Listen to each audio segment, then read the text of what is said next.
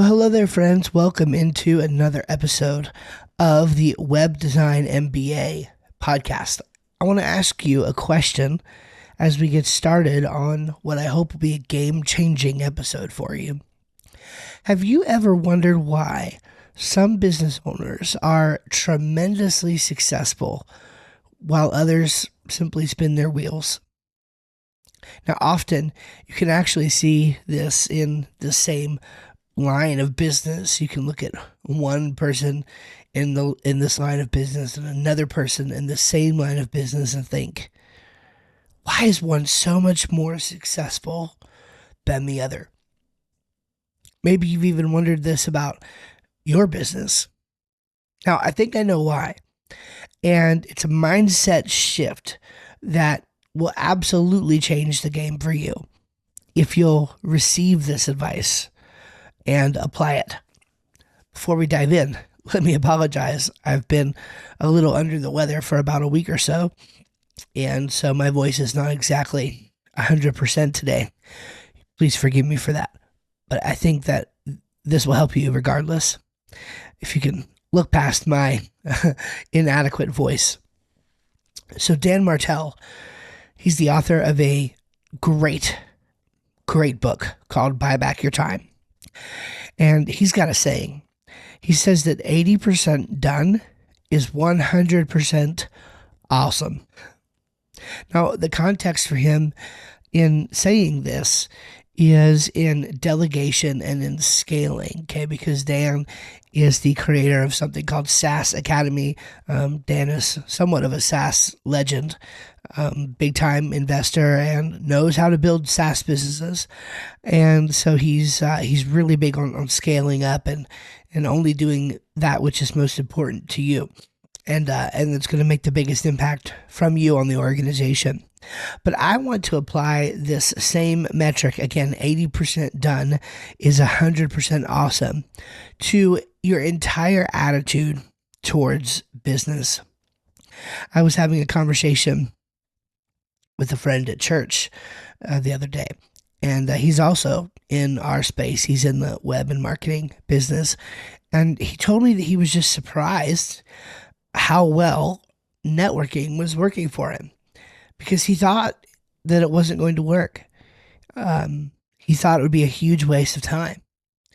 But, I wasn't surprised at all. Why? Because he's extremely introverted, and I knew he'd be great at it. Now, prior to that, he was cold calling. Way lower success rate, I would say, than in his networking, but it was also working for him. Those are two things that are not going to work well for everybody, at least not to the degree that they work for him.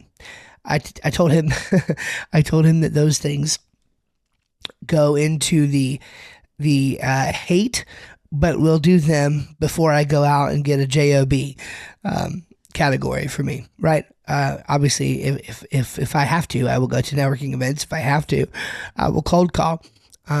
Lord, has blessed me to this point that I don't have to do those things on a regular basis in order to see success, but I would if I had to. One more sort of personal anecdote here before we get to the real meat here.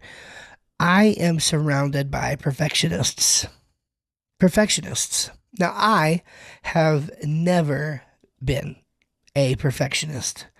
I was looking for a word. I even was using AI to help me come up with a good word. We didn't really land on a good word. So the best that I can do here is that I am more of a donist, okay? I'm a firm believer that massive action beats massive planning, right? Done is better than perfect. Again, 80% done is 100% awesome. And it's not that planning is not important, because it is, and I recommend you do it. In fact, I have a 3-hour block scheduled for this week for strategic planning. We should absolutely be planners, and in some sense, we should be goal setters. So I recommend you do that. The bottom line that I'm trying to make is that you're not going to get anywhere by sitting behind your keyboard, hoping and praying that business will come. And even though and I've mentioned this before, even though I don't have some ultra successful, at least not at this point, we're working on some things that I hope to share more about in the future. But even though at this point I don't have some ultra successful, repeatable marketing funnel, which is actually quite hard to accomplish in our industry, and I think I would not be alone in saying that. I don't, have some ultra successful, 100%, guaranteed going to work marketing funnel. I do have a track record of massive action, of being in strategic places that end up leading to business. I say this often to coaching clients. If nobody knows what you're doing, then nobody can ask you to do it for them. Okay, you have to be in the marketplace, where the market is. This is why it's important to know your customer. Okay, if you don't know who your customer is, then you're not going to be able to go to them, be in the market where they are, and be visible so that they can see you. So you have to be out there to get noticed. And really, here's what this all boils down to. Activity equals opportunity. Activity equals opportunity. The more you actually do, the more opportunities open up. This is something that I have been a consistent believer on for years. I can remember talking about this for the first time in a meeting with a colleague of mine, just talking about success and talking about business principles in general.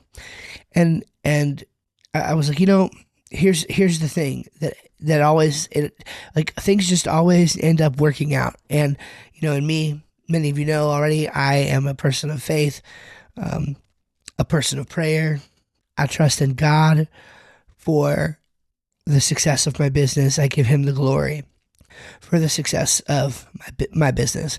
But if there's anything that I had to do with it, and I fully believe God gave me the kind of personality that would get me to this point, and would make me the kind of person who would do this so that I could get out there and see the kind of success that I've had, which has not been, I'm not posting pictures of my Lamborghini. Like, I don't drive a Lambo. I drive a minivan, right? I have a family.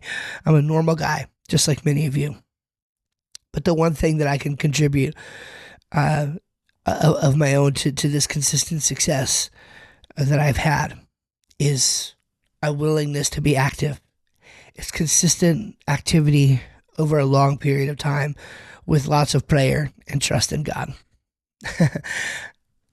That's not the kind of business secret that most gurus promote, but it's the one I have to offer you. Lots of activity, lots of prayer. Now, I can already hear the gurus and naysayers out there. Now, Steve, of course, you must be doing the right activities. Not just any activity will do. And fair enough. Fair enough. If you've been doing for a long time with no success, then it's quite likely that you need some guidance. And here's your weekly reminder that I offer that guidance in the form of coaching. You can get a free first coaching session, full coaching session, no strings attached. That's at webdesignmba.com/coaching. You can go there, free 50-minute coaching session. I don't hold back. I give you the whole thing. Okay. And we'll go there. And then I have a few options that we can talk about if you'd like to go into further sessions. But many of you just haven't stepped out yet at all in ways that would create opportunity. And so I want to give you some examples of some things that don't lead to opportunity and some things that do lead to opportunity, because I want to get you started on the right foot. Yes, it takes activity, but to the point of the gurus and naysayers, you do need to be doing the right activities.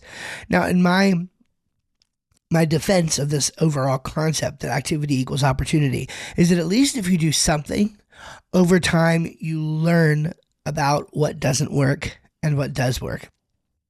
Okay.